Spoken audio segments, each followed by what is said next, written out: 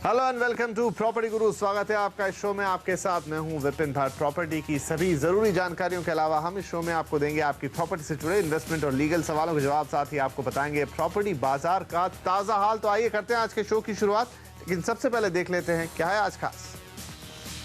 छत्तीसगढ़ के भिलाई शहर में निवेश पर लेंगे हमारे एक्सपर्ट से सलाह।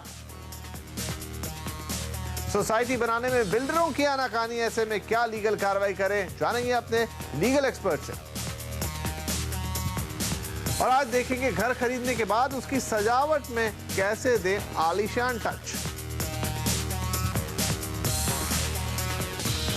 तो आइए आज के शो की शुरुआत करते हैं प्रॉपर्टी निवेश से जुड़े आपके सवालों के साथ। और इस पर सलाह देने के लिए आज हमारे साथ स्टूडियो में मौजूद है कुशमन विकफील्ड इंडिया के एग्जीक्यूटिव डायरेक्टर अरविंद नंदन साहब। अरविंद, बहुत स्वागत है आपका प्रॉपर्टी गुरु में।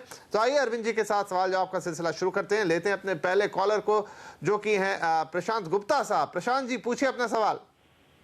हाँ, एक्चुअली अरविंद जी, मैं प्रॉपर्टी खरीदना चाहता हूँ। तो मैं ये जानना चाहता था कि मुझे नोएडा एक्सटेंशन में अच्छा अप्रिसिएशन मिल सकता है या कलकत्ता के राजा रथ में। चलिए, तो यहाँ पर दो अब अलग अलग चॉइस आ गई हैं कि कलकत्ता का राजार हाट या फिर नोएडा एक्सटेंशन। बहुत दूर दूर इन्होंने लिए हैं ऑप्शन, लेकिन फिर भी क्या कहना होगा आपका? काफ़ी इंटरेस्टिंग सा इन्होंने अपने सामने चॉइस रखा है। मैं पहले दोनों लोकेशंस के बारे में ज़रा हल्की सी बात करूँगा। राजारहाट को अगर लें तो राजारहाट नया बसाया हुआ इलाका है, नया बसाया हुआ प्रीसिंक्ट है कलकत्ता के बाहर, और काफ़ी डेवलपमेंट्स यहाँ पे हुई हैं। और आज की तारीख में वहाँ पे एक्शन एरिया 1, एक्शन एरिया 2 हैं, जहाँ डेवलपमेंट्स हुई हैं और अपार्टमेंट्स अवेलेबल हैं। लेकिन इनका बजट देखते हुए मैं कहूँगा कलकत्ता इनके लिए थोड़ा मुश्किल हो सकता है। दूसरी परेशानियों की बात इस समय ना भी करें तो नोएडा एक्सटेंशन या ग्रेटर नोएडा आपके लिए ज़्यादा अच्छा होगा। एक तो बजट के लिहाज से, और दूसरा इस लिहाज से भी कि ये दोनों इलाके जो हैं, ये दोनों एरियाज़ जो हैं, ये एनसीआर का हिस्सा हैं, नई दिल्ली के नज़दीक हैं। और नई दिल्ली में इस समय इकोनॉमिक डेवलपमेंट काफ़ी अच्छी है। वहाँ पर आईटी का भी ज़ोर है, और आईटी के अलावा जो दूसरी इंडस्ट्रीज़ हैं उनका भी काफ़ी अच्छा ज़ोर है। तो इसकी वजह से यहाँ पर फ्यूचर में एप्रिसिएशन होने की संभावनाएँ काफ़ी ज़्यादा हैं। राजारहाट में आपको एक्शन एरिया 1 में 2 बेडरूम हॉल मिल सकते हैं 35 से 40 लाख के बजट में, और नोएडा एक्सटेंशन और ग्रेटर नोएडा में आपको काफ़ी पॉसिबिलिटीज़ मिल सकती हैं। एप्रिसिएशन भी आपको नोएडा या ग्रेटर नोएडा में ज़्यादा अच्छा मिलेगा। आगे बढ़ेंगे, अगले कॉलर है हमारे पास मुंबई से कुमार साहब ने फोन किया। कुमार साहब, पूछिए अपना सवाल। हेलो विपिन। हाँ जी। मेरे 35 लाख का बजट है जी। तो क्या मुझे मीरा रोड, भाईंदर या विरार में कोई अच्छा विकल्प मिल सकता है? जी, जो आपका बजट है उससे लगता तो है कि मीरा रोड, भाईंदर और विरार में आप जरूर खरीद सकते हैं। लेकिन इन तीनों में से इस बजट के साथ कौन सी लोकेशन सबसे बेहतर होगी, वो हम अरविंद जी से जानते हैं। सर, कौन सी लोकेशन इस बजट में सूट करेगी इन तीनों जगहों में से? दो तरह से मैं इस सवाल का जवाब दूंगा। बजट के लिहाज से आपको मीरा भाईंदर में भी चॉइसेस मिल जाएंगी, विरार में भी मिल जाएंगी। अगर आप ये देखना चाहते हैं कि कहाँ से आपको सिटी सेंटर या चर्च गेट की तरफ ट्रैवल करने में आसानी होगी, तो निश्चित रूप से मीरा भाईंदर नज़दीक है। पर इसके अलावा कुछ दूसरे पहलू हैं जिनको आपको ज़रूर ध्यान में रखना चाहिए। विरार इस समय पूरी तरह डेवलप नहीं हुआ है और वहाँ काफ़ी ज़्यादा डेवलपमेंट हो रही है। तो विरार, जिसे हम कहते हैं कि कस्प ऑफ डेवलपमेंट पे है, कस्प ऑफ ग्रोथ पे है, इसलिए वहाँ आपको भविष्य के हिसाब से ज़्यादा अच्छा इन्वेस्टमेंट कर सकते हैं आप। मीरा भाईंदर में भी संभावनाएं हैं, लेकिन विरार में अगर आप देखें तो स्टेशन के आसपास काफ़ी आपको डेवलपमेंट्स मिलेंगी, काफ़ी ऑप्शंस मिलेंगे।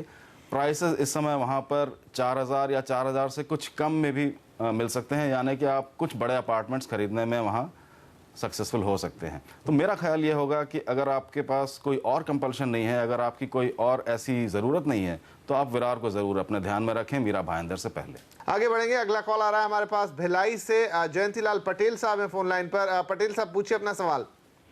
सर नमस्कार। सर नमस्कार जी, मैं भिलाई में किस एरिया में प्लॉट लेके घर बनाऊं या 2 BHK घर ये फ्लैट ले लूं? मेरा बजट 30 लाख का है सर। चलिए, तो आपका ये यहाँ पर जो पशुपेश है वो ये कि आप इस बजट में प्लॉट लेके घर बनाएं या फिर फ्लैट लेना आपके लिए ज्यादा अच्छा रहेगा। अरविंद जी, क्या सलाह होगी इनके लिए? जयंतीलाल जी, भिलाई में 30 लाख के बजट में प्लॉट खरीद के मकान बनाना आज थोड़ा मुश्किल हो चुका है। अगर आप देखें तो भिलाई के वो सारे एरिया जहां पर आप कह सकते हैं कि कुछ आपको अच्छा इंफ्रास्ट्रक्चर मिलेगा, भले ही सोशल इंफ्रास्ट्रक्चर या फिजिकल इंफ्रास्ट्रक्चर, उन सब जगहों पर प्लॉट की कीमतें आज की तारीख में 800 से 1000 रुपये तक हो गई हैं या उससे भी ऊपर हो गई हैं। चाहे आप नेहरू नगर की बात करें, स्मृति नगर की बात करें, प्रियदर्शनी परिसर या ऐसा कोई भी एरिया हो, तो प्लॉट खरीद के बनाना मेरे ख्याल से थोड़ा मुश्किल होगा, या फिर आपको हो सकता है किसी बहुत दूर दराज इलाके में जाना पड़े जहां सारी सुविधाएं ना हो। तो अपार्टमेंट खरीदना ज़्यादा समझदारी वाला काम होगा, और अपार्टमेंट इस समय भिलाई में मिल रहे हैं, या आप जुनवानी की तरफ जाएं या हो सकता है बोरसी या प्रगति नगर की तरफ जाएं, आपको इस रेंज में 30 से 35 लाख के रेंज में आपको ज़रूर अपार्टमेंट मिल जाएंगे।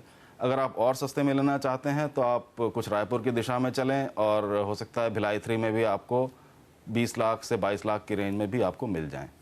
लेकिन इनके लिए फिर भी एक अच्छा ऑप्शन होगा कि ये फ्लैट खरीद लें। फ्लैट खरीदना ही एक वाजिब ऑप्शन होगा, एक अच्छा ऑप्शन होगा, क्योंकि प्लॉट खरीदना वहाँ पे इस समय और प्लॉट खरीद के बनाना महंगा ऑप्शन होगा। कम से कम आपको 45 से 50 लाख रुपए का बजट रखना होगा। और इसी के साथ यहाँ पर हम लेंगे एक छोटा सा ब्रेक, लेकिन उससे पहले अरविंद, आपका बहुत शुक्रिया, आप आए और आपने हमारे दर्शकों के सवालों के जवाब दिए।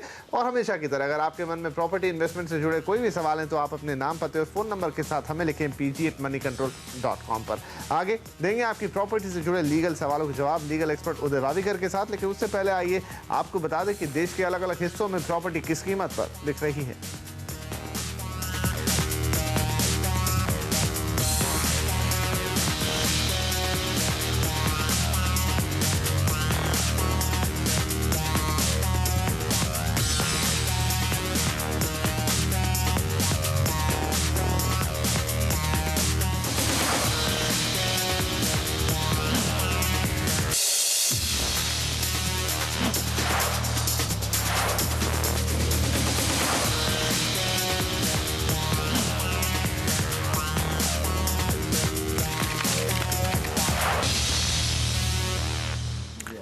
वेलकम बैक, आप देख रहे हैं प्रॉपर्टी गुरु। अब बारी है आपकी प्रॉपर्टी से जुड़ी लीगल प्रॉब्लम्स को सुलझाने की, और इसके लिए आज हमारे साथ स्टूडियो में मौजूद हैं लीगल एक्सपर्ट उदय वावीकर। उदय जी, बहुत स्वागत है आपका प्रॉपर्टी गुरु में। तो आइए उदय जी के साथ मिलकर आपकी प्रॉब्लम्स को सुलझाने का सिलसिला शुरू करते हैं। लेते हैं अपने पहले कॉलर को, जो कि है मुंबई से निशांत सोनी साहब ने फोन किया। सोनी जी, पूछिए अपना सवाल।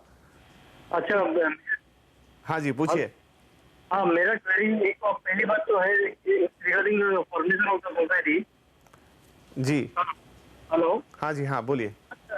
कुछ सोसाइटी फॉर्मेशन में कुछ टाइम बाउंड रहता है क्या? मेरा बोलना, मेरा सवाल पहले ये है कि is there any time bound for the builder to for the formation of society?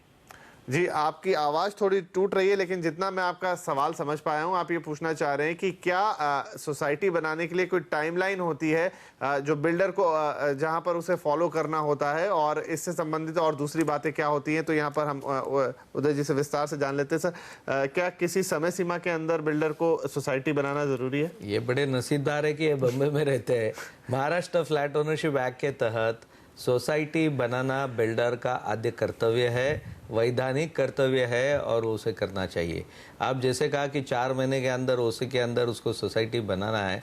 Society तो उसको जैसे आपको पोजीशन दे उनको करना ही है, और सोसाइटी बनाने के लिए आप उसको मतलब 4 महीने के अंदर बनाना ज़रूरी है उनको। सोसाइटी 3 तरह से बनती है। एक तो कंडोमिनियम बनेगा, यानी कि ओनरशिप ऑफ फ्लैट एसोसिएशन बनेगा, हाउसिंग सोसाइटी बनेगा, या लिमिटेड कंपनी बनेगा। ये 3 ऑप्शन रहते हैं जो आपके एग्रीमेंट में लिखा रहता है। एग्रीमेंट में बिल्डर ने आपको प्रॉमिस किया कि सोसाइटी बनेगी, तो कॉन्ट्रेक्चुअल ऑब्लिगेशन भी उनका होता है। करारनामे के हिसाब से उनका एक दायित्व है कि वो आपकी सोसाइटी रजिस्टर करे। वो नहीं करते तो आसान है आपके लिए। आप कहाँ रहते हैं बम्बई में, वहाँ फोरम जो है, जैसे आप अगर थाना रहते हैं तो थाना फोरम, बम्बई में बिल्डर का ऑफिस जहाँ है, उस फोरम में आप ग्राहक मंच के सामने तकरार गुजारिश करें, और तकरार गुजारिश करने के बाद बिल्डर से कंप्लीशन सर्टिफिकेट, सोसाइटी रजिस्ट्रेशन नहीं तो बल्कि आप कन्वेंस भी मांग सकते हैं। तो इतना सारा आप मांग सकते हैं। सोसाइटी रजिस्ट्रेशन तो आप ज़रूर मांग सकते हैं, उसमें अंतरिम आदेश भी ग्राहक मंच से ले सकते हैं। तो ये तो दायित्व है। और अंडर प्रोटेस्ट भी आप सोसाइटी, अगर 10 से ज़्यादा लोग आपके पास है तो आप रजिस्ट्रार के पास जाके कोऑपरेटिव अंडर प्रोटेस्ट भी खुद सोसाइटी रजिस्टर कर सकते हैं। जी हाँ, ये काफी महत्वपूर्ण होगा कि अगर मान लीजिए बिल्डर नहीं मान रहा है, तो अगर आप 10 लोग इकट्ठे हैं उसमें, तो आप खुद जाके सोसाइटी बना सकते हैं। रजिस्ट्रार आपको सोसाइटी रजिस्टर करके देगा। और सोसाइटी फिर तकरार गुजारिश कर सकती है कि हमें कन्वेंस चाहिए, हमें जो भी दायित्व है वो राइट, तो ऐसे ज्यादा पावरफुल हो जाएगा इनका केस, कलेक्टिव बार्गेनिंग की पावर इनके पास आ जाएगी। आगे बढ़ेंगे, अगले कॉलर हमारे पास हैं दिल्ली से विशाल कुमार साहब। विशाल साहब पूछिए अपना सवाल। गुड आफ्टरनून सर, मेरा क्वेश्चन ये है कि मेरे फादर ने 1965 में दिल्ली के दुरारी इलाके में जी एक लैंड लिया था 200 गज का, ठीक है। उसके बाद वो किसी कारणों से उसे लुक आफ्टर नहीं कर पाए जी।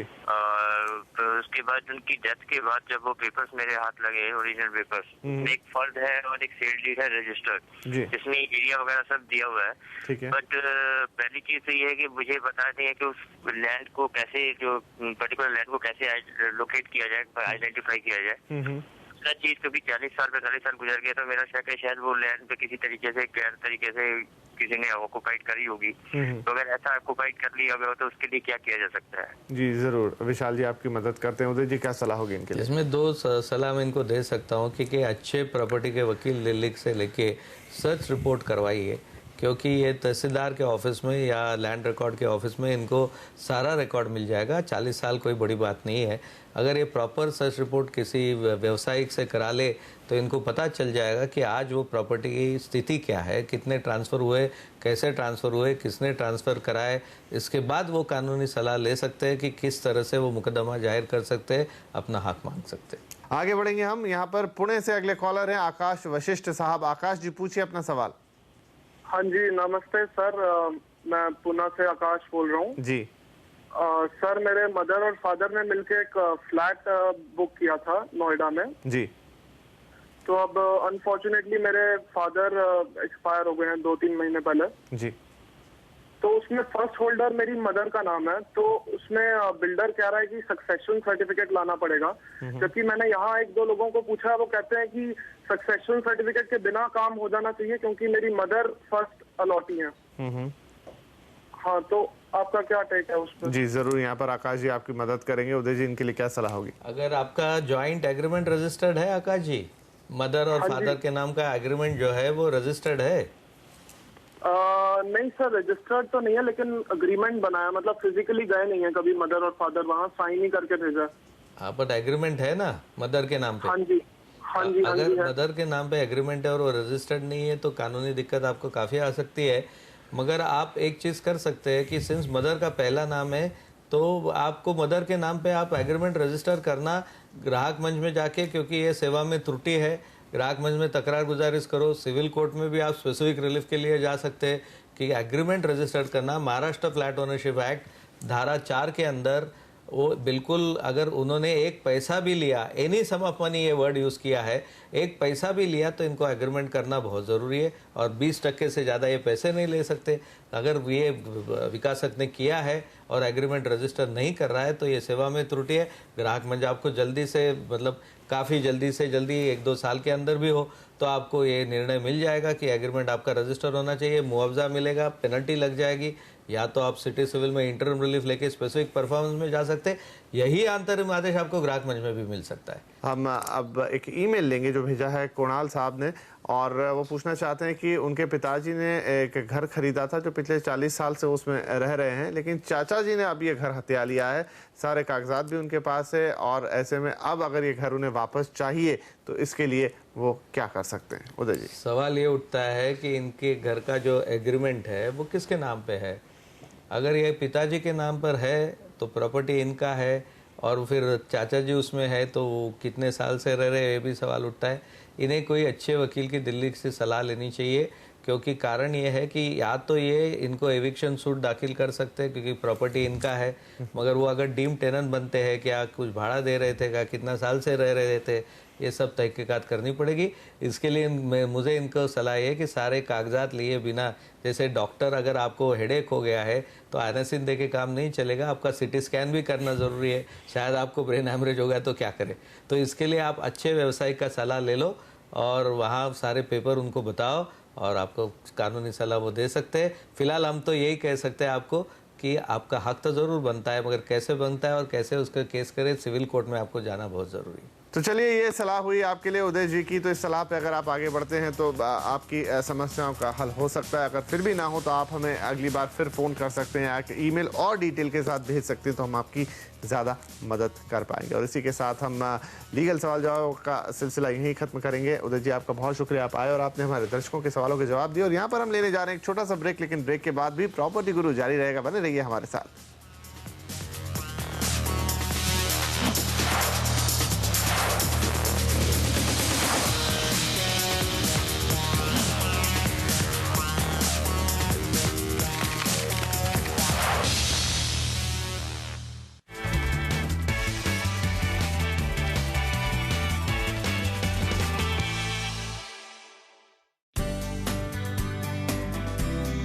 आज देश में एक बड़ा तबका है जिसे लग्जरी घर चाहिए, और मुंबई में इस वक्त चल रहे लग्जरी प्रोजेक्ट्स को देखकर इस बात का अंदाजा लगाया जा सकता है। इन आलीशान घरों में ड्राइंग रूम से लेकर किचन और बाथरूम, हर लिविंग जगह को शानदार बनाया जाता है। बाथरूम घर का एक ऐसा हिस्सा है जिस पर पहले ज्यादा खर्च नहीं किया जाता था, लेकिन लग्जरी घरों में बाथरूम को भी उतनी ही अहमियत दी जाती है जितनी लिविंग रूम को। लोगों को कंफर्ट बाथरूम के अंदर, और उस कंफर्ट को मद्देनज़र रखते हुए उसकी स्पेसेस काफ़ी हद तक बड़ी होती जा रही है। और उससे मिलते जुलते जो गिज़मोज़ है बाथरूम के अंदर, टेक्नोलॉजी है, उसका इनकॉर्पोरेशन भी बढ़ता चले जा रहा है। आजकल लोग बाथरूम की सजावट किसी थीम पर करना ज्यादा पसंद करते हैं, जैसे इजिप्शियन, रोमन, कंटेम्प्रेरी या मॉडर्न थीम में बाथरूम सजाए जा सकते हैं। थीम बेस्ड बाथरूम डिजाइन के लिए कोलर, ग्रोहे, जाडो, जैगवार जैसे बाथ फिटिंग और एक्सेसरीज ब्रांड्स हैं। इंटीरियर डेकोरेटर की मदद से ब्रांडेड बाथ एक्सेसरीज और फिटिंग्स को चुनकर बढ़िया बाथरूम बनाया जा सकता है। ट्रेंड की बात करें तो ज्यादातर बाथरूम में कम सामान और ज्यादा जगह होनी चाहिए। डिज़ाइन वाइज जो मिनिमलिस्टिक डिज़ाइन है वो आज की तारीख में बहुत ज़्यादा चल रहे हैं, क्योंकि डिज़ाइन ट्रेंड जो है वो गए 5 सालों से मिनिमलिज्म का रहा है। उसके अंदर कुछ हद तक एक आर्टी टच करके जो बाथरूम बनते हैं या कुछ भी बन रहा है डिज़ाइन ट्रेंड के अंदर, वो एक लिमिटेड सेगमेंट के लिए वो भी चल रहा है। कोलर के एंटीलिया वेडिंग पूल में कांच के वॉश बेसिन है। ग्लास के सिंगल पीस से बने इन वॉश बेसिन की कीमत है करीब 1,90,000 रुपए। यानी आपके मॉडर्न लुक के आलिशान बाथरूम के लिए ये एक बढ़िया मास्टरपीस बन सकता है। कोलर की मार्केश रेंज में सिरेमिक वॉश बेसिन्स हैं, जिन पर महीन कारीगरी की गई है। ये हैंड पेंटेड वॉश बेसिन आपके बाथरूम का शानदार आर्ट पीस बन सकते हैं। मोरक्को की प्राचीन राजधानी के नाम पर इस कलेक्शन का नाम मार्केश रखा गया है। इन वॉश बेसिन को मोरक्कन मोज़ैक से डिजाइन किया गया है। ये फूलों की नक्काशी इन वॉश बेसिन में 4 चांद लगा रही है। इन खूबसूरत आर्ट पीसेस के लिए आपको करीब 2 लाख रुपए खर्च करने होंगे। मार्केश जो एक सीरीज है वो बड़ी हाई पोटेंशियल रखती है, और जैसे मैंने पहले भी कहा कि कुछ डिज़ाइन जो आर्टी फील वाले जो डिज़ाइंस है उसके लिए भी मार्केट है, सेगमेंट है जो डिज़ाइन कर सकते हैं। हम लोग थीम जो बाथरूम्स बनाते हैं उसमें काफ़ी हद तक वो चल सकते हैं। कोई नियो क्लासिकल या क्लासिकल सीरीज़ में जा सकते हैं तो वो भी उसमें भी आ सकता है। और इवन इन मिनिमलिस्टिक डिज़ाइन के अंदर एक as a piece of art और a piece of sculpture kind of a thing वो बोल को रखा जा सकता है मार्केश सीरीज़ का। बाथरूम की सजावट के लिए ग्राहक की पसंद, जरूरत और बजट के मुताबिक इंटीरियर डिजाइनर सजावट करते हैं। इस डिजाइनिंग में शावर पैनल और टैप के सही चुनाव से भी बाथरूम को लग्जरी टच दिया जा सकता है। अभी तक क्रोम टेक्नोलॉजी वाले शावर पैनल्स और टैप्स इस्तेमाल किए जाते थे। आजकल बाथरूम में सोने की चमक देते PVD यानी फिजिकल वेपर डिपोजिशन टेक्नोलॉजी के पैनल और टैप्स लग रहे हैं। कोलर की वाइब्रेंट सीरीज में PVD टेक्नोलॉजी के बेहद सुंदर बाथ फिटिंग्स की रेंज है। इसमें टैप्स पर पाउडर कोटिंग की जाती है, जिससे इन्हें गोल्ड पॉलिश का लुक मिलता है। PVD is far more durable than even the current chrome technology. उसके अंदर लग्जरी बहुत ज़्यादा है। आई थिंक सो अभी तो कलर कुछ गिने चुने आ रहे हैं, लेकिन PVD एक ऐसी टेक्नोलॉजी है कि अगर चाहेंगे तो बहुत सारी रेंज, पूरी एक range from gold to champagne to rose gold, ये पूरी एक रेंज बन पाएगी उसके अंदर। और उसमें कुछ सिग्नेचर आइटम भी बन पाएंगे। अगर किसी को कस्टमाइज़ करना है तो वो रेंज से वो एक्सक्लूसिवली कुछ करवा के भी ले सकता है। वाइब्रेंट सीरीज में modern polish gold, modern brushed gold और फ्रेंच गोल्ड 3 आकर्षक रेंज मिलेंगी। वाइब्रेंट कलेक्शन में एक्सेसरीज और फिटिंग्स की लंबी रेंज है, जैसे faucets, shower heads, towel rods और बाथ फिल्टर्स। कोलन अपने इस कलेक्शन पर 12 साल की वारंटी देता है। इस बेहद खूबसूरत बाथ फिटिंग से बाथरूम को कंटेम्प्रेरी और स्टाइलिश लुक दिया जा सकता है। कल्पिता पारकर, मुंबई।